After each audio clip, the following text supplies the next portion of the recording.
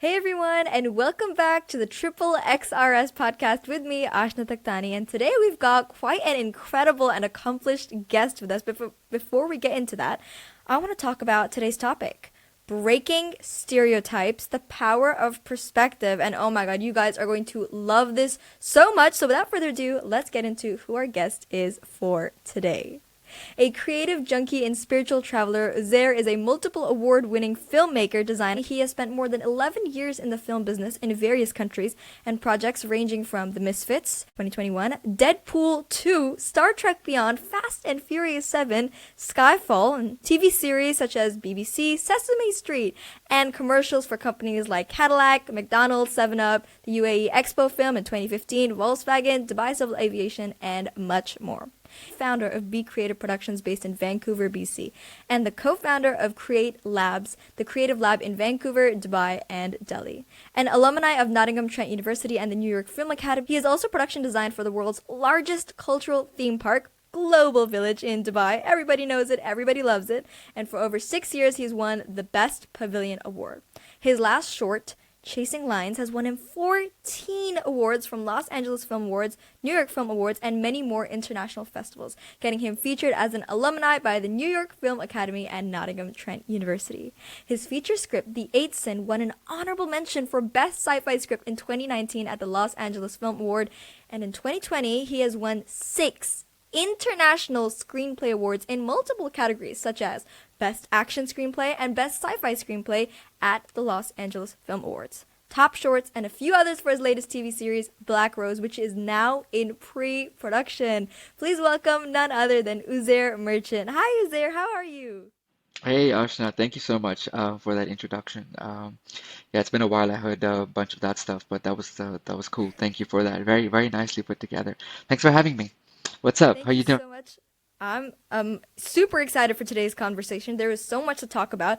So I have an initial conversation with every one of my guests, right? A phone call. And that phone call tends to be some of the most interesting conversations I've ever had. This one with Uzair was, I think it was supposed to be a 10-minute call, if I'm not wrong, Uzair, but we ended up getting what? 40, 50 minutes, if I'm not wrong. Yep, it And was that was close to an hour. yeah, it was close to an hour. And that was only the initial conversation, but there was so much to dig in, to talk about. So today I've got some questions here, but before we get into anything, right? I want to say that you had, obviously, from the accomplishments that were mentioned in your introduction, an incredible journey. Starting off from a curious boy living in Deira to an award-winning director in Hollywood. So please walk us through your story. How did you know that you wanted to end up here in film? You don't. That's the first thing. I don't think anyone ever knows where they want to end up. I think they dream about where they want to end up, but you dream a different dream at different parts of your life. But times change, and along the way, the only thing that can remain is why you dream. So I think the why was more important than where and how. The why was I want to tell stories, and the reason being it's because I saw this world from a different perspective. That's about it. So that's the why. The how keeps changing, man. The how's, hey, today is something, tomorrow it's something. You can write scripts one day, or in my case, I ended up making film, designing at the same time. It was my way of telling those stories. Each person has their own medium. Mine happened to just be let's see what's around me and try and tell those stories. So I always knew I was going to be a creative growing up in some way or the other. I just didn't realize that I will take on so many different, I would say, industries at the same time. Yeah, and that's quite different. You know, when I looked at, obviously you sent me your website, had a look through the bio, and I was like, that's a lot. Even when we met first time, it was like, I'm sorry, you've done what? I think I was talking to Louie, one of my colleagues and friends, and she was talking about, I don't know, an experience of her falling off a slide from Global Village. Sorry, Louie, I had to put it out there. And you just turned around and you're like, "Oh, hey, I designed a pavilion at Global Village." And I was like, "Excuse me, what?" And before, when I was talking to you, it was like, "Oh, I'm a director in Hollywood and I've done, if I'm not wrong, the first NFT music video, right?" Talk us a bit more about, Yeah. yeah, tell us a bit more about what that That is fantastic. So that was just again me exploring different realms of how artists can not only progress in the way the world is changing, but also retaining rights is one thing, but having creative output in a way that can cause social justice, but also social change. I think that was kind of the motive behind it. It was how do we take something that's just a standard music video, but also make something more out of it that can help other artists along the way, but also how can it do something for people that have no connection to you, that are in a different corner of the world, that can look at this and then say, you know what, I can be inspired to do the next step of this. I'll tell you a little funny background. I used to VR game test I was in gonna bring that up. 2001 in Dubai. So that was 2001, back in the day. There are a couple of articles with my name when I was, like, I think 10 years old at that time. I just gave away my age, but there we go. And it was not something that was just like overnight of like, hey, you know what? I'm going to wake up and do something relating to the metaverse or NFTs or stuff like that. It was not like a last minute just jump on that train. It was more of I've already been living in that world for a very, very long time. So the NFT process was merely just taking all that experience and going, okay, how can I put it together? So what it is basically I took a script of mine, which was published as a book called Black Rose. We then went and made the music video called Stardust in Vancouver and Dubai. It was also, by the way, one of the first hip hop collaborations between Vancouver and Dubai, which is Wow. bilingual, so it's English and Arabic. So shout out to all our artists on that. And then that was linked together into a digital asset to take all of it in that music video, being it the art, the costume, all of it to convert into and put onto the blockchain.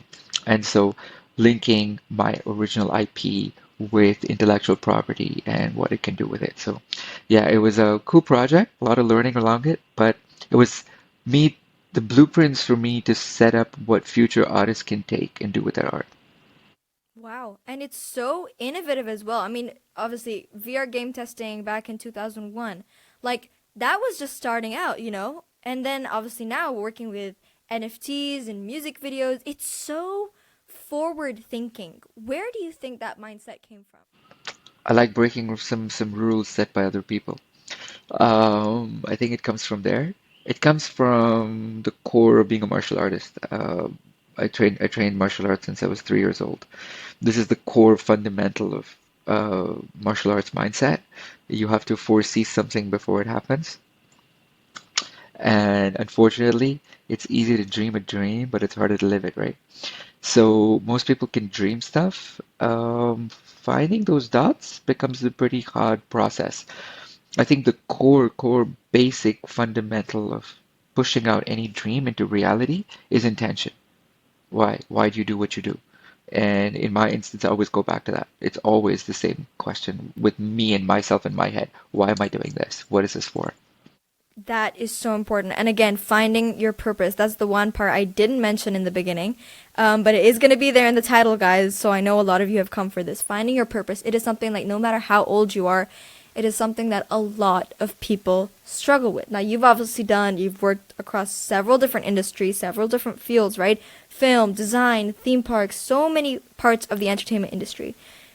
Throughout this, what has your definition of purpose been?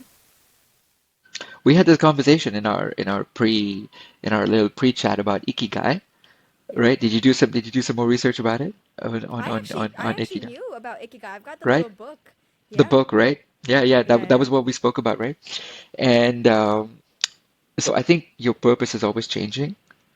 And I think that's the biggest key to understanding your purpose is you see the world in a different place, in a different time, at a different age, and then certain parts of it get embedded as dreams. And then you try to fulfill that version of the 16-year-old back in that time's dream when you're 25 or 26, 10 years from then. That dream had to have progressed because the world did, time did, everyone else did, and most people end up chasing those dreams that were already preset. Um, you can't do that because you're trying to cross time now. and that's impossible for us to do. So when we set these dreams, again, I come back to the purpose of that dream has a purpose. Is you dream a certain thing because, i.e., it gives you A, gives you B, it gives someone else A or B, or in some cases both, or the third, scenario, which is that leads to the next version of the dream, right? And to me, if that first part of the dream is always stopping at something material, then it's always going to be hollow right after because you'll get to that point no matter what. You will get to that point at some point. If you push in all that effort, you'll get to that material dream, and then it's going to sink because right after that, it had nothing solid to stand on. So that way of achieving purpose is complete honesty with yourself. Is if you can't sit down and look at yourself and go, why am I doing what I'm doing? And what's the real reason behind me doing this? You'll never get that real purpose answer. It's a hard question, but not many can really have it. Right. But Ikigai is one way in which, I mean, you said our purpose is always changing, and that's true. You can't always have the same one purpose, right? You have core values, and I think a lot of people mistake the two. You have core values, which, most of the time stay the same. You may add on core values at times, but majority of the times it's what, you've been taught since like age 5 with your parents, like, oh, don't lie, don't steal, those kind of things, which then you see later on in life and they become your core values. But I think a lot of people mistake that for purpose. So for the viewers out there or for the listeners out there who don't really know what Ikigai is, could you just like explain it to them and explain how that is one way of finding your purpose? Yeah, so highly recommend to everyone watching, listening, go check out what Ikigai is. It's the Japanese way of finding purpose. It's meant to constantly change in your life by answering a certain number of questions. What are you good at? What does the world need? What can you get paid for? Your passions, your skills, and like I said, it's not supposed to happen overnight. You're not going to be like, oh my God, I'm great at this. The world needs this right now, and blah blah blah blah. And you're going to be like, boop, I have my purpose. It's a little game of energy of yin and yang. It's you know what I know I'm good at this, and I'll give you an example. I've met a lot of lawyers who will be like, hey, you know what? Inside of me, I'm still an artist. And I'm like, but you are. You guys play with words. They're like, oh, you know what? I've never looked at it like that. I'm like, but you are an artist. Like, your medium just happens to be the language, and you happen to use that. Ideally, though, if you had to be an artist, what would you be? And someone's like, hey, painter, oh, I want to be a dancer. And I'm like, have you ever tried adding that into your life currently as a lawyer? Because what it's going to do is spark something within you, within your soul. And so that's what Ikigai kind of does. It's you doesn't mean you have to be great at something now, but if you're willing to put in the work, that thing that you want to put in time into will eventually become yours, and you will serve its purpose. Right. And with Ikigai, right, these questions, again, we said our purpose keeps changing, right? We get these different passions. Another good way is, and our previous guest said this, she said it was focusing on passion projects, so create a little passion project for yourself. It definitely solves the what are you good at, what do you like, what are your passions kind of thing. Like, what do you enjoy on a day-to-day basis, right? And there was another one. I saw this. She's an NYU professor. I forgot her name, but I see so many of her videos on Instagram and TikTok, and she's amazing. She said, "What are some of your must-dos on a day-to-day basis? Like, I must go for a walk. Like, it is a must for me. I have to do it, right? If you go for a walk, maybe your value or your passion comes from spending time in nature. Sometimes people have a I don't have to do anything, right? And then like, what if that's my must or my have to? Then that simply means you value time to connect with yourself. You value giving yourself breaks, giving yourself a rest. So you kind of create those passion projects with like your have tos, and then that actually really helps you on answering the questions. Now, my question is, how often should we re-answer or, go back to this ikigai? How often should we do it? My strongest answer to you is I've always followed the rule one for love, one for money. That's how I do my work. It's because that's and again that's personal. Doesn't mean it works for everybody.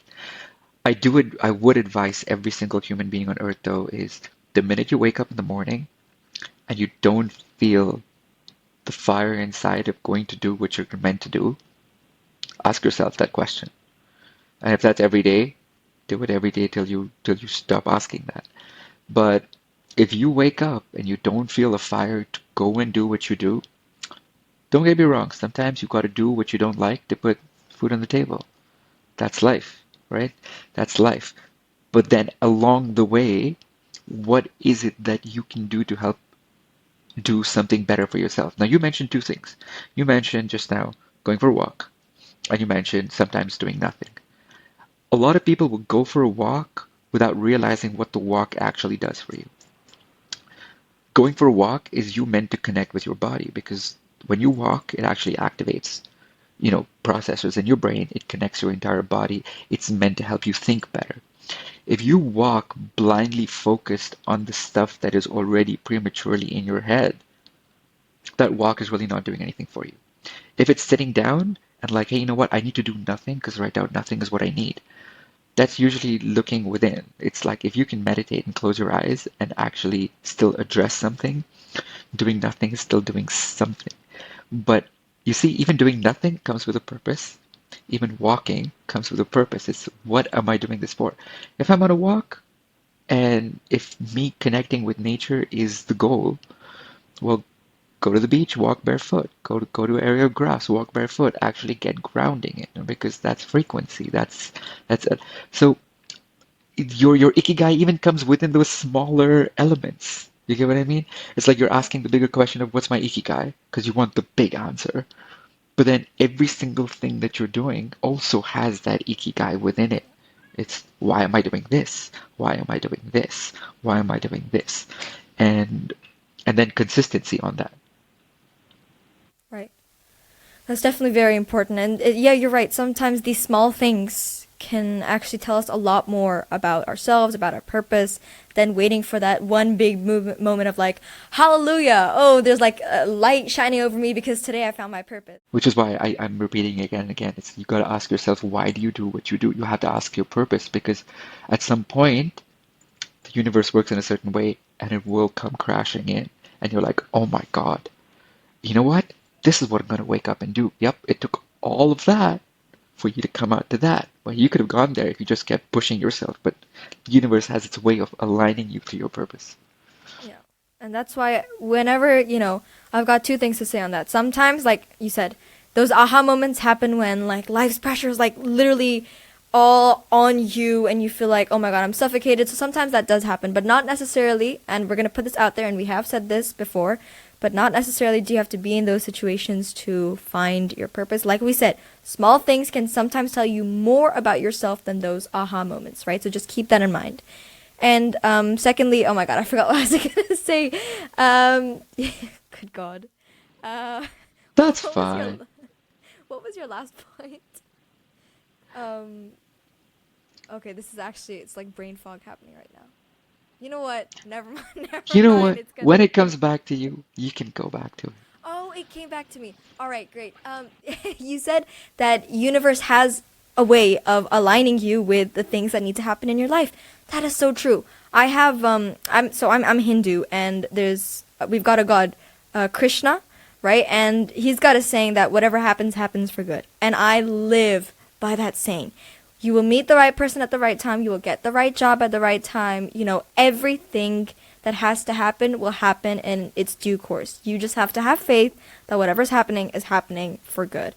And sometimes that helps. Like sometimes it could be you stressing about a question of your purpose and you're like, "Oh, why am I unable to find it?" You will find what you have to find when you are supposed to find it. You keep doing what it is you have to do. Karam. It's the basics. Karam means action. Just do action. And things will find you when they have to. And I think that is, yeah, that is, if there was someone who, was embarking on a journey of self-discovery, that's the one advice I would give them. What about you, Uzair? What about, like, let's say our listeners, some of them are embarking on this journey of self-discovery. What advice would you give them? Find the thing that scares you the most and go do it. I like that so much. If So you can't much. get out of your comfort zone, the universe will never repay you. I promise you. Ever. ever. Nothing great happened in a state of comfort. Nothing. Nothing. No That is so invention, true. no great discovery. You wouldn't have the land of Merca today if some guy didn't get on his boat and said, I'm going to go find it. You wouldn't have the greatest things invented if someone didn't go and say, I'm going to give up everything. Currently, your greatest inventions, your greatest tech companies. Can you imagine how many people would go to their families right now and say, hey, you know what? I want to drop out of university because to start a tech company. And how many people are going to be like, are you out of your mind? Right? Well, then go It look sounds at nuts. Apple, go look at Facebook, go look at how many others that you want that you and I use today that those families also use without realizing that someone jumped out of their comfort zone into the middle of nowhere. So anything that scares you, but inside you, you know that you need to do it, but it scares you, go do it. This podcast was an example of that. I've done a lot of different things. I've done radio, I've done TV, event hosting, and I've been doing them for maybe 5, 6, 7 years now. 8. I'm 15 now, so 8 years. Look at that. Right? Eight It's years very cool, already. Very right? cool. Right? Great experience. Thank you. Thank you. And these kind of, every project excites me. Last summer, I created my own website. I am telling you, almost, I will say this, I suck at anything technology. Like websites, I was absolutely awful, but I did it, right? But this one, for some reason, starting my own podcast, I had been wanting to do it for almost a year now. I'm talking like Feb 2023, but it was scaring me so much. And I don't know why. And I've spoken about this in my first ever episode. I knew I had to do it. I knew I wanted to do it, like so badly. But I just could not. And I've got my podcast diary here. Just going to show it here. Oh, here, right? And I couldn't open this podcast diary for a good 6 months because I was just so scared. What if I fail? What if people don't like me? What if I'm unable to find guests? What if this? And it was just that fear, coming in. But then, just as you said, just do it. Karma. Take that action because nothing good ever happens inside that comfort zone. And I'm so glad that I jumped out of my comfort zone. I took that leap. I did something that scares me because now not only am I able to fulfill what would be my purpose for these few years, but I'm also able to make a difference and help those around me. And you know Create a what? community. Kudos to you for that because a lot of people and your family because a lot of people would not actually help push that because they'd be like, hey, what are you wasting your time trying to do, right? Go become a doctor. Come on. Right? Of course, I'm sure you've heard stories of that, but a lot of guts has to come from both sides. It's impossible for one person to do. It's impossible for me to have done the work that I've done. One person can't do it. It takes a bunch of people. It takes a bunch of amazing souls that come together to make something happen, right? And that's why the Ikigai conversation, it's beyond just you. It's beyond, charity is the most selfish act a human being can do. I'm sorry, did you just say charity is the most selfish act? Yeah. Whoa, dive into that. Dive into that, please. See, here's the thing. You just said something before, right? Everything will come to you at the right given time, right? Now, I'm Muslim. In Islam, we believe that the person that you're giving charity to, you should thank them. Because if it wasn't for that person, who would you give it to? You would not have that person to give the charity. You give charity to make yourself feel better. You do it for your own sake. You do it, hey, I felt good by giving something to someone, by helping Yeah. someone, by saving this person's life. But guess what? If it wasn't you, there's enough souls, that person's journey does not stop. So the thing that you said before with Krishna, hey, whatever has to come to you will come to you. So if a person's on the side of the street just about to die, you had the chance to go by, you choose whether you want to stop and save that person by giving them water or you choose to move on. If you move on, I guarantee you there's someone behind you and that person may stop. That person still got water. What you lost was the opportunity. So charity is the most selfish act a human being can do. You do it for yourself. As much as we like to think that you do it for other people, that's the ego. That's the ego of, oh my God, look, I helped you. No, no, no. What you did is you helped yourself. You helped change your frequency on your bar so that you can feel a little better. But actually, that person was always destined to get what they were supposed to get. You heard the saying, teach a man how to fish and then he doesn't eat. He can feed himself, right? There's a reason for that. It's because if someone comes begging to you and you give them $5, they're going to come back tomorrow, you're going to give them another $5. Now you've kept them at that level, right? You've kept them at that social class. Hey, you're going to come to me and I will help you. But if you taught that man a job and a skill, maybe he's now earning, he's able to feed himself, and maybe he'll go feed the next person. Now you started a chain reaction. So the first form of charity is, remember, you do it just for yourself. But if you do one step more, hey, actually, if you see someone that's in need of something, everyone needs money in this world to survive. Everyone, top to bottom. Right. But everyone has another kind of need. Sometimes it's beyond money. Sometimes someone will tell you, you know what, I don't need the money. What I need is my kids' school fees. What I need is medicine. What I need is clothes. What I need is something else. Money happens to be just the way of The form. getting it. Right. Right. So everyone's needs differ, just like your Ikigai, coming back to it. That's the full circle of it. Wow. Wow. That was, yeah, that is, I don't think I'm forgetting that anytime soon. That is no brain fog on this one. That No was brain quite fog on deep. that one. That's a good one. No brain. um, Now we're going to steer away from that just for a moment. We're going to steer away from purpose and we're now going to come to breaking stereotypes. But before I actually get to that question, I want to know, and this is purely out of my interest, right? Again, you've done a lot, right? From designing pavilions to directing to just so much, right? Did you ever think that you were chasing too many creative rabbits at once? If so, how did you find balance or focus amidst your diverse interests? In all honesty, I still do sometimes. I wake up sometimes going, oh my God, that's way too many things on the plate. Because there's one thing doing something as a hobby, Right. and there's one thing when you try to do it professionally. Because there's levels to the game, right? Um, do I think that? Yes, that's what drives me. The fact that can I prove to myself that I'm able to do it at the level that I think that I am able to do it at. Usually that's just me kind of setting out the path of like, you know what, I think I can do this at this level, and then you try it. Sometimes it works, sometimes it doesn't. And then usually when it doesn't, you figure out along the way why it doesn't. You're like, you know what, I want to go back and do this again because I know I can kind of join these dots and make this a little bit better. And then you do it the third time, and then you do it the fourth time, and then you're like, hey, you know what? I'm getting a hang of this. So This can work. So how do you find balance in that? Do you ever feel like you're burning out? Like, how do you, I mean, it's the curiosity that pushes you, but how do you find balance in that?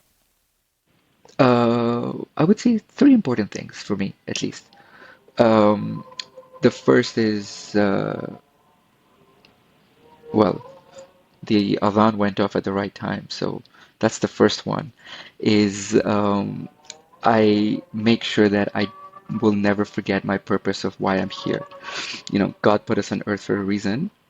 That reason is purely beyond us. So that's me not burning out, is constantly regrouping myself, knowing sometimes you push yourself more than any other human around you can because you have the capability to, because you were given that power. Each one has their own power. I'm not saying someone's better than the other. What I'm saying is each one has their own way of pushing themselves.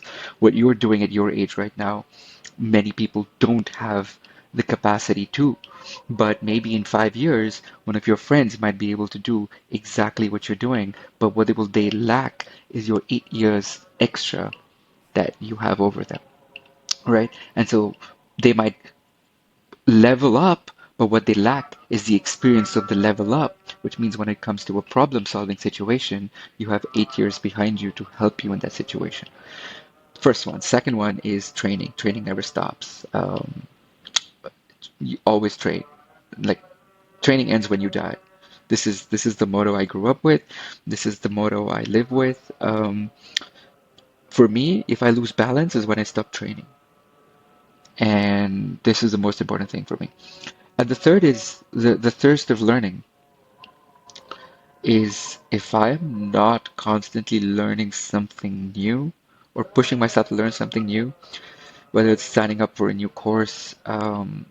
I'm currently doing a course with the first ever astronaut from the Swiss Institute of Technology, who's done more than 1,000 hours in space, and it's called Space Mission Design and Control. Wow. It's based with astrophysics and designing in space. I am not a scientist, but I was like, hey, you know what? How hard can it be? Well, it's pretty complicated, but the learning curve's steep. But again, for me, it's how much can I push myself to learn in places that a lot of people won't go to. So I think for me personally, if you can take those three things, is the mind, body, and soul. My soul has purpose here that comes because God put me here for a reason. My mind is how much I can keep pushing the thirst of knowledge, right? And my heart is why do I keep doing it? It's because it has to have something that comes out of beyond just me. It can't just be for me. And so as long as those three things are there, sometimes, you will feel burnt out. And I think that's a great thing. Sometimes I crave that. I crave that feeling of being burnt out, which may sound really weird, but I'll explain it. The reason is because that feeling of being burnt out is knowing that I have exhausted something within me. And sometimes you can have someone sitting with so much energy and so much within that they don't know where to put it, what to do. But sometimes for me, just taking all of that out, and I'm like, oh my God, I feel so burnt out. But then at that point, most people forget to ask themselves that question. What did I burn out doing? Was it worth it? And now what do I do? It's like, oh my God, I'm burnt out. I need a holiday. Why? Maybe you were burnt out because it was for the wrong reasons. You stayed up too late for like weeks after week after week. Or sometimes it's, oh my God, I'm burnt out, need a holiday. Yeah, because sometimes you need a mental reset because you've just done something. Now you need to step away from it. So usually if I'm writing, I'll go into a writing phase of a marathon and it's a sprint. It's strict, scheduled. I have to write 3 times in the day. So many pages need to be done in a day no matter what. When I'm done with it, I have to disconnect for a week. I will go dive into another project. And for that one week, I don't want to think about what I've just done. I'm exhausted. I'm mentally exhausted. I'm completely. If someone told me that week, can you write something? Nope, not a word is coming out of my brain that week because I'm mentally completely given in. But then I have to regroup the following week. Just go back and check. Go back and go through the process now. And that's a different kind of exhaustion. So I like putting myself through that. It's like a rechargeable battery. You got to drain it to recharge it. You got to drain it to recharge it. If you don't drain it, what are you going to recharge? That's a lovely way of putting it. I think people kind of antagonize burning out, but you're right. It is a way of seeing that. And when you spoke about your writing process, I just remembered last week I had back to back to back podcast recordings, and when you and I was like, because you always have to be on a hunt for a guest, right? And my mom was like, "Oh, so who's your next guest?" And I was like, "Please, no, I've got one last recording this month. That is all I'm doing because when I do something, I put in 120%. So you know that every recording I have, every questions I have to come up with, every guest, I will put in 120%. But when it's done, it's done.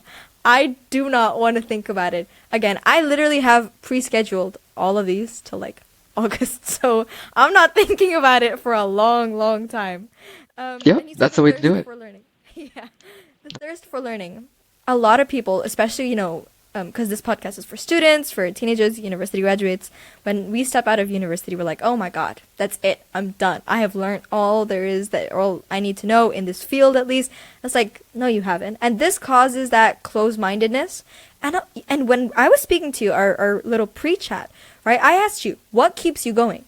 And your one answer was curiosity, that thirst for learning, right? So curiosity as in my purpose, as in why I'm here, but also what is there for me to learn? And that's exactly what you said with the mind, soul, and heart, right? And so thirst for learning is so important, and I cannot emphasize enough just how important it is in all aspects of your life. Now we're going to look at breaking stereotypes. This is, again, another very interesting conversation we had in the pre-chat. Would you like to answer the question with your quote that you told me? So the question is, what is your take on breaking stereotypes? What was the code I told you? Go ahead. Remind me. Okay, I love this so much. You said that no one is allowed to say this in your class. Oh, Do you remember it now? Yeah? yeah, there you go. Yeah, yeah, yeah. Okay, cool. Okay, that's what you want me to open with? Yeah? Okay. Yeah, the one rule I have when I teach class, you can't say the term think out of the box ever again. And that to me is breaking stereotypes, is because whoever ever tells you that, ask them two questions. How big's your box? Does it have a roof or a door? And we'll get most people stopped in their tracks for a few seconds. So never think out of a box, rather change the shape. Think out of a triangle, a circle, a trapezium, whatever the shape you want it to be. A box is, and this is a bit politically swirling, but it comes from the, what's the nicest way to put this? The colonial mentality of putting people into a box. It's got four corners. That's not how we were meant to be. The earth is not square, right?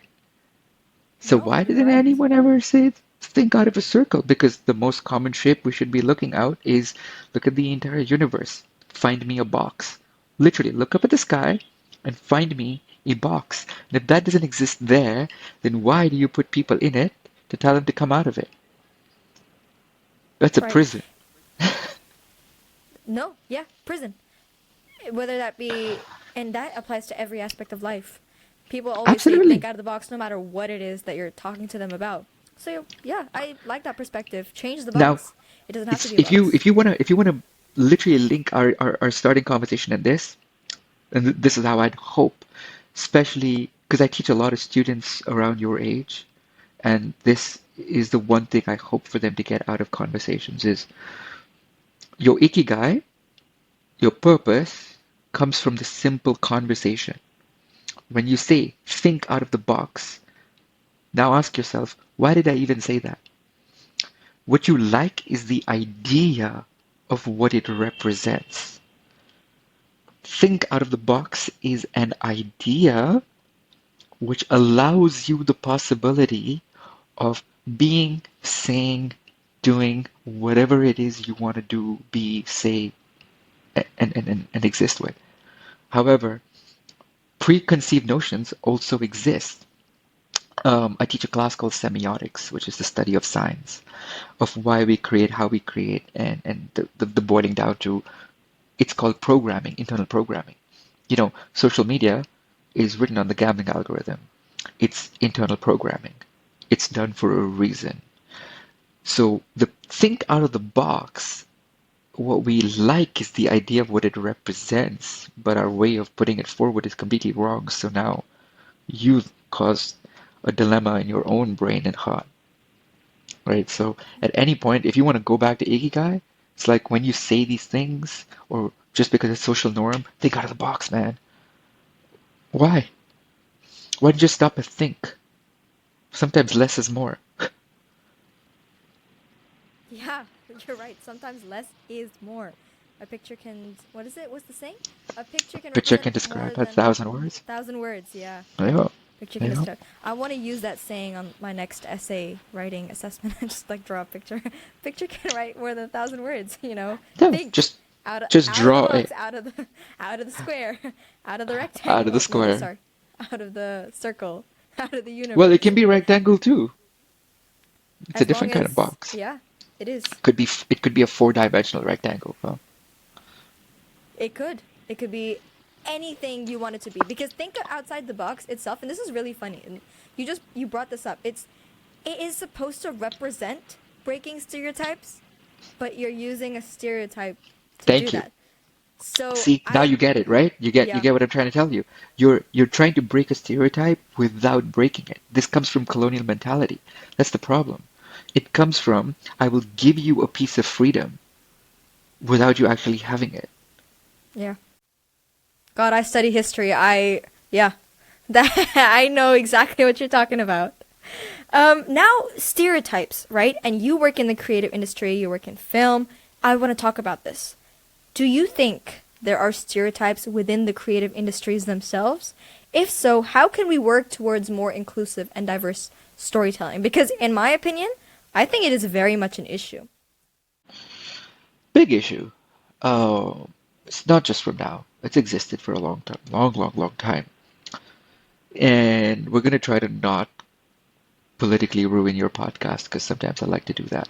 But I'll be Okay. nice about this, okay? Thank you. Companies can create with different agendas than what artists create with. Okay, now I'll explain that.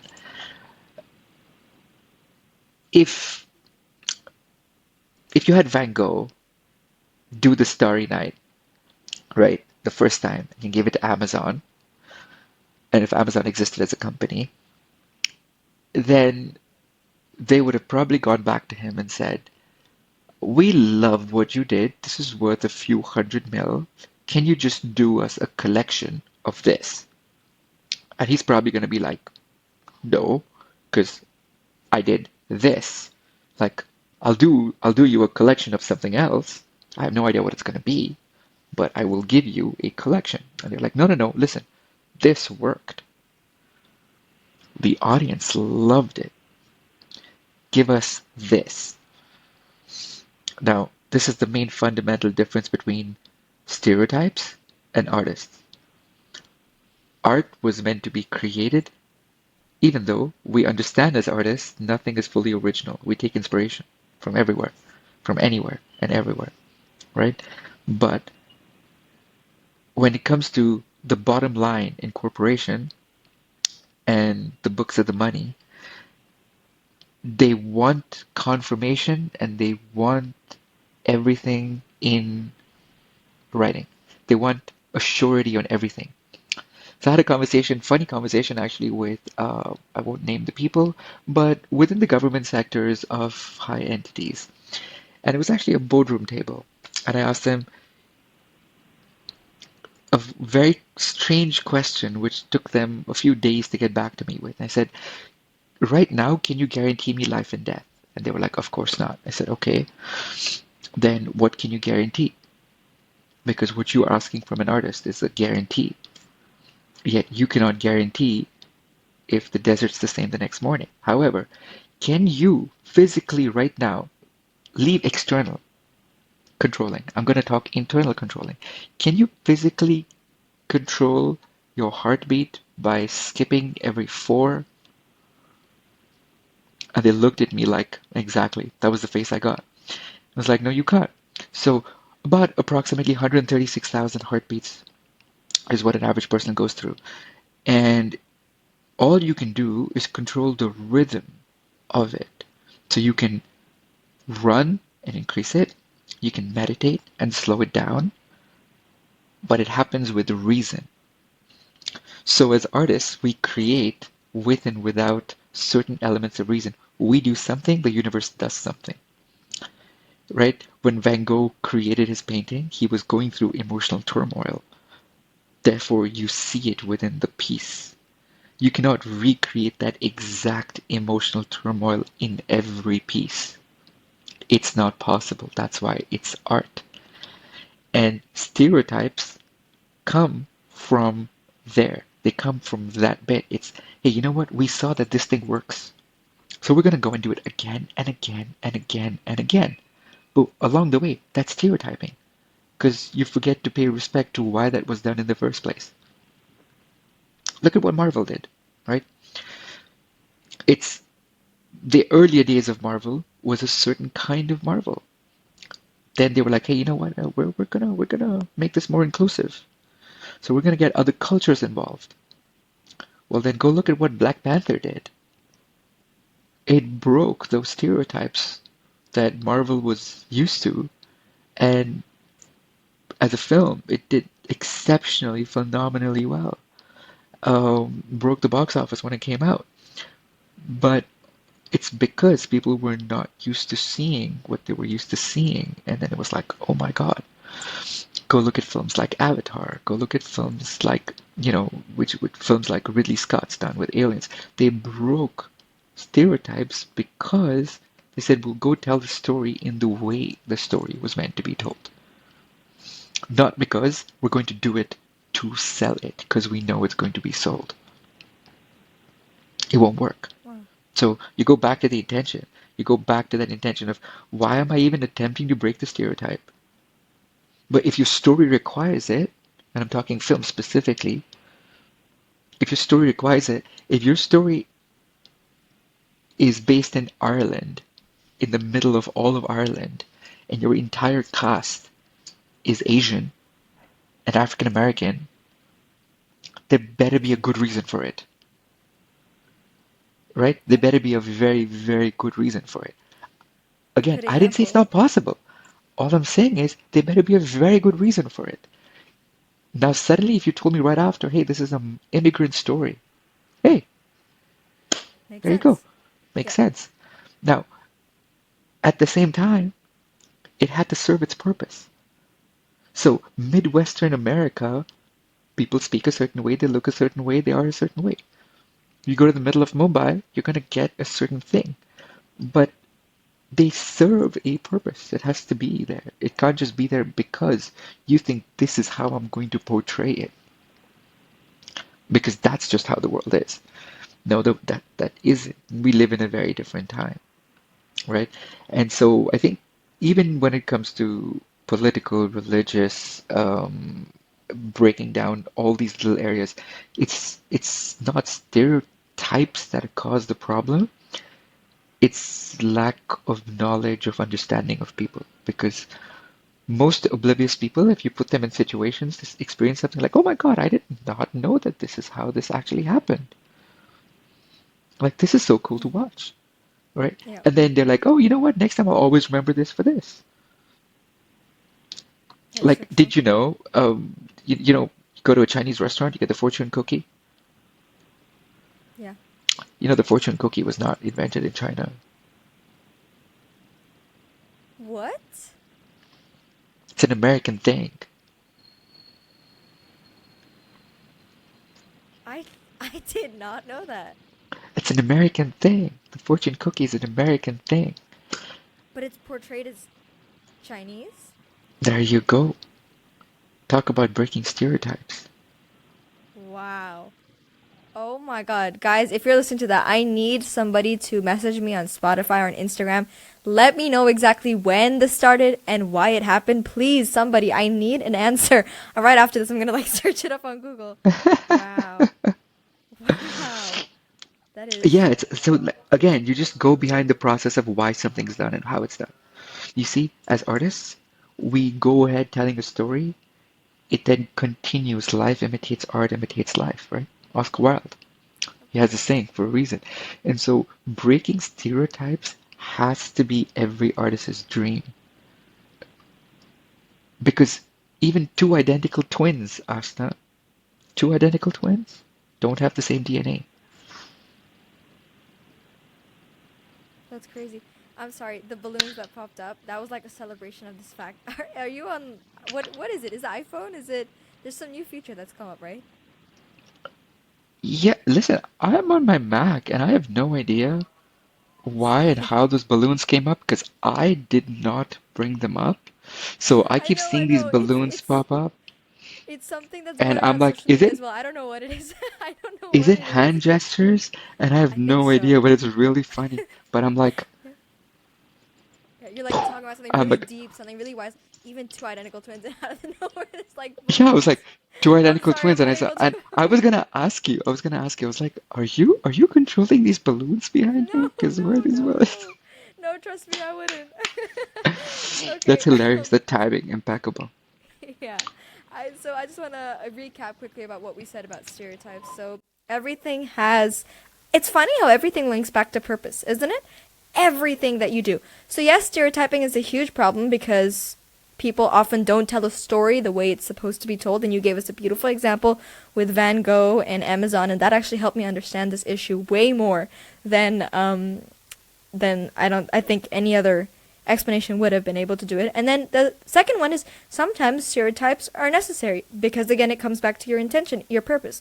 What is it that you are trying to showcase? And I'm just quickly because I study drama in school as well, and finally this information is coming to use. Just quickly going to touch upon so our listeners, you can feel free to search up Bertolt Brecht, Brechtian techniques. It is a whole form of theater that is built on making sure the audience thinks about socio-political issues, but it does so by using proper stereotypes. So you mentioned Midwestern American, right? They will like literally talk in that Texan accent, and they'll have like the cowboy boots if it is to tell you something, if it is to showcase or provoke a social political issue. So sometimes it is necessary. It really all depends on the intention. Now, quickly, and I love doing this rapid fire round. All right, I've got two questions because they're quite, well, deep questions, I would say. You've got 60 seconds on the clock, okay? And the questions, you both have to answer both of them in under 60 seconds. Are you ready? Oh, hang on. Hang on. Sorry, my timer. Okay, 60 seconds on the clock now. What impact do you hope your creative work has on the world? The dream is if I can free a million minds, I would have created a billion possibilities. Wow, I'm just gonna pause the timer real quick. Please elaborate. I'm so sorry. This goes everything against what the rapid fire round stands for, but I need to know what that means. It means exactly what I said. It's if while my time here on Earth is still here, and we all have to go.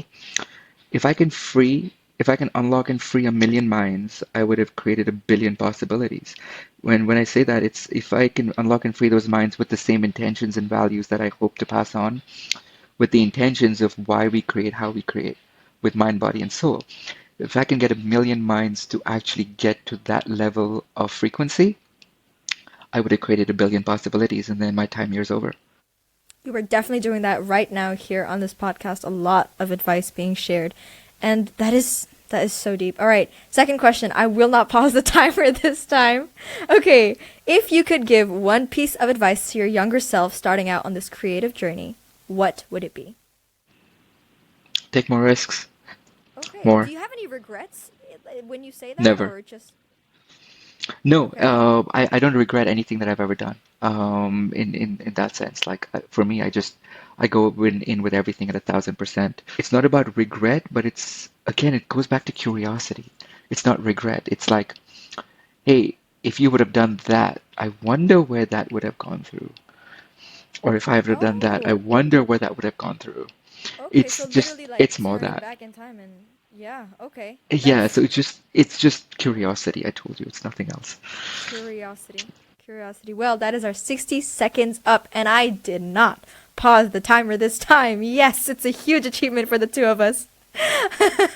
Thank you so much, Uzair, for coming on. I actually thought we would end up doing like a good 2 hours because our pre-chat was 1 hour, but we're under the 1 hour mark right now. So No, good no, job for We're both good. of us We're as good well. for Because time. Yeah. yeah, I think we're both like really talkative, so it's a good episode. Thank you so much for For coming sure. on No, today. thanks for This having me, and I want to give a shout out to you for what you're trying to do. I think you're creating a path for a lot of people, and that's one of the reasons why I even told you I agreed to come on. It was I really appreciate when people step out of their comfort zone, and I can physically not just see that, but for me, it's energy. So the first time we met, you had an energy where you're like, hey, you know what? I'm curious, and I appreciate that curiosity energy. So keep doing what you're doing because you have no idea where it's gonna lead. Thank you so much. Curiosity, purpose. Thank Thank you. you. A Curiosity. lot being mentioned. Thank you. I am so excited. Yeah. Purpose was one topic that not only am I getting questions about, but sometimes I question myself. So today's episode was so comforting, not just to me, but to all the people asking out there. So thank you so much for coming on, for sharing your advice. Some very deep things mentioned. I love those quotes. I'm gonna like keep them written down somewhere. And thank Thank you to you. everyone who Share it chose with me to. too, and Yeah, yeah, will do. we'll definitely do this again. Yes, we will. Thank you so much for coming on. Thank you for all of our listeners. It was a great episode. Make sure to stay tuned for all the other upcoming episodes. We're sharing relatable stories for relatable students from relatable scenes. This is Ashna Taktani and Uzair Merchant. One, two,